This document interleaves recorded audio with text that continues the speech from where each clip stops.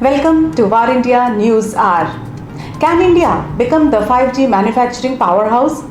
India is at the cusp of a digital revolution powered by increasing broadband and internet penetration, exponential data uptake, the government's focus on digitalization, and increasing trend of technology adoption across industries.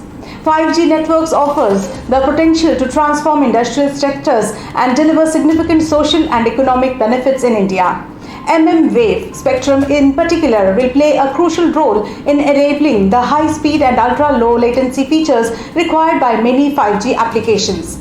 India will benefit significantly from Wave enabled 5G. Over the period 2025 to 2040, we estimate that Wave enabled 5G will deliver $150 billion in additional GDP for India. The manufacturing sector will see the greatest impact, accounting for about a fifth. The healthcare sector will also benefit greatly from Wave enabled 5G with an impact of approximately $4 billion. The Indian market faces key challenges that are hindering operators' capacity to invest in new technologies. While smartphone adoption has soared in the past 3 years and India is forecast to become the second largest smartphone market in the world by 2025, the market has some of the lowest ARPU levels globally and operators some of the highest levels of debts. 5G will enable new use cases not possible with previous technological standards. One of the factors that will favor us in becoming a 5G manufacturing powerhouse is the backlash towards Chinese telecom gear makers. Nearly all the developed and underdeveloped nations are running away and barring Chinese gear makers in their 5G development. The benefit of backlash is being enjoyed by competitors like Ericsson and Nokia. It would be too early to assume that India is set to become a 5G manufacturing powerhouse. 5G could be the answer to the digital aspirations harbored by the industry and our society. Let's look into today's headlines in VAR India. 3.5 crore people in Odisha to be benefited from smart health cards.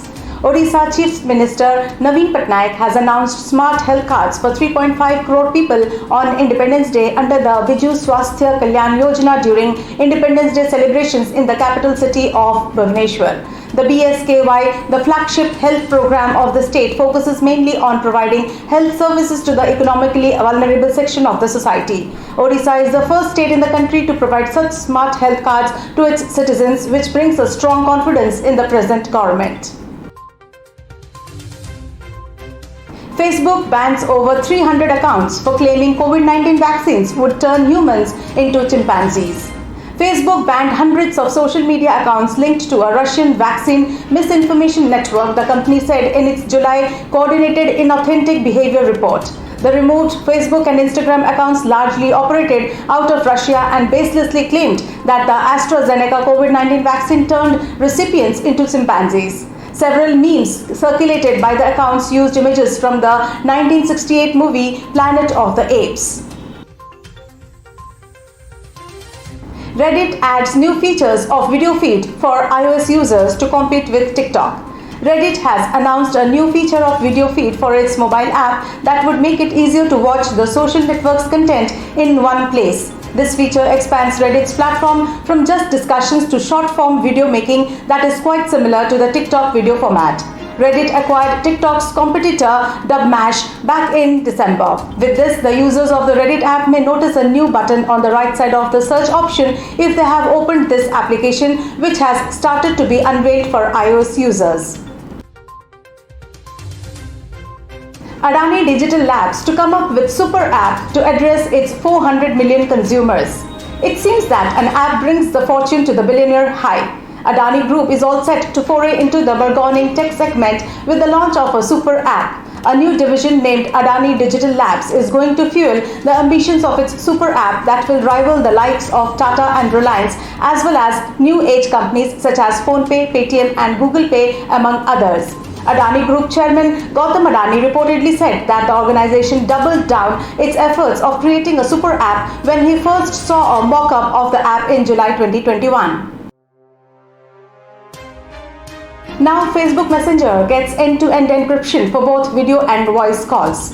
Facebook Messenger has launched the long-awaited end-to-end encryption technology for securing Facebook Messenger calls done as both audio and video. Previously, the platform had end-to-end encryption only for text messages alongside the secret conversation option. Another feature called disappearing messages will also receive end-to-end encryption. That's it for now. Please like, share, comment and subscribe to VAR India News Magazine. Stay tuned. Thank you.